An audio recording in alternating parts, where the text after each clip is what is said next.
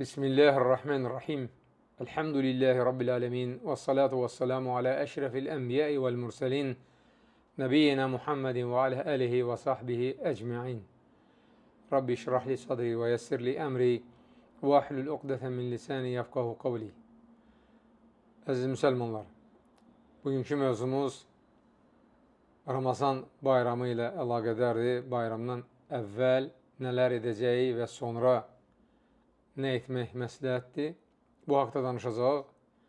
Demək, birincisi, hər bir müsəlman bayramdan əvvəl bir sağ, təxminən 2 kilo yarım, 3 kilo arası fitrə zəkatı çıxarıb kasıblara verməlidir. Ən yaxşı vaxtı bayram namazından əvvəldir. Yəni, Ramazan ayı tamamlananda axşamdan sonra bayram namazına qədər verilməsi yaxşı, müstəhəb sayılan vaxtdır. Ancaq, əgər adam bir gün əvvəl, 2 gün əvvəl onu versə, ona da icazə verilir, onu da eləyə bilər.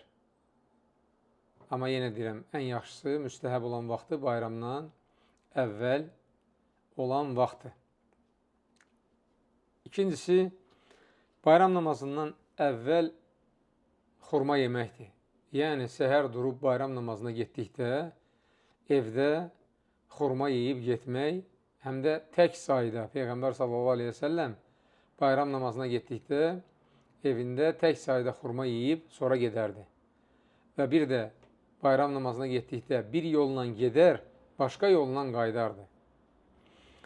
Üçüncüsü, bayramdan əvvəl qüsl etmək məsələsidir. Sahabələr bunu edərdi. Həmçinin onlardan sonra gələnlər də. Elə bu səbəbdən də İslam alimləri qüsl etməyin müstəhəb əməl olduğunu deyirlər. Təbii ki, əgər hava soyuqdursa, qüsl etsən, xəstələnmə ehtimalı var və s. o zaman eləməsən də olar. Namaz, bayram namazını qılmaq üçün dəstəmaz almaq isə vacibdir. Yəni, qüslün buna aidiyyəti yoxdur. Namaz üçün ayrıca dəstəmaz alınmalıdır. Dördüncüsü, bayram namazına getdikdə gözəl geyimimizi geyinməliyik. Allah Subhanahu teala Əraf surəsinin 31-ci ayəsində deyir ki, Xuzu zinətəkum ində kulli məscidin. Məscidlərə getdikdə gözəl geyinin, gözəl görünün. Beşincisi, qadınların və uşaqların bu namazda iştirak etməsidir. Yəni, bayram sevincini onlar da yaşamalıdır.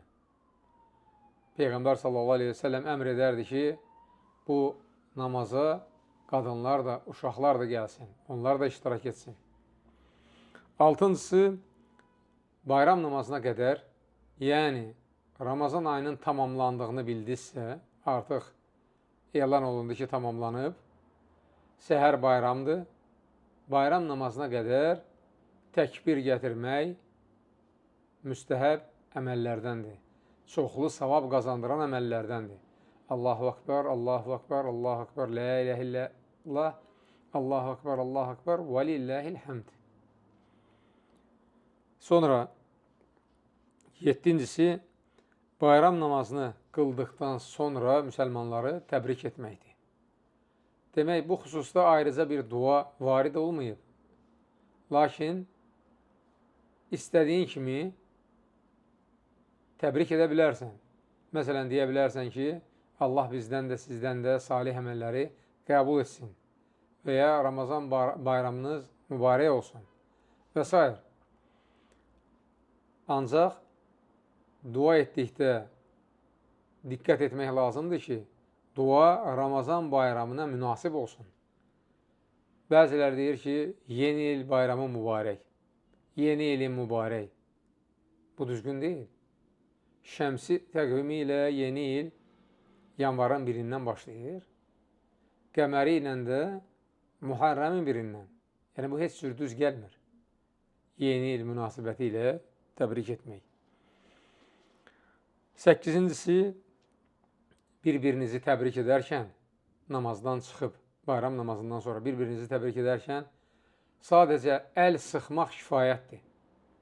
Yəni, o qucaqlaşmaq ki var, sünnədə elə bir şey yoxdur. Sünnədə elə bir şey yoxdur ki, bayram namazından sonra qucaqlaşıb görüşəsən.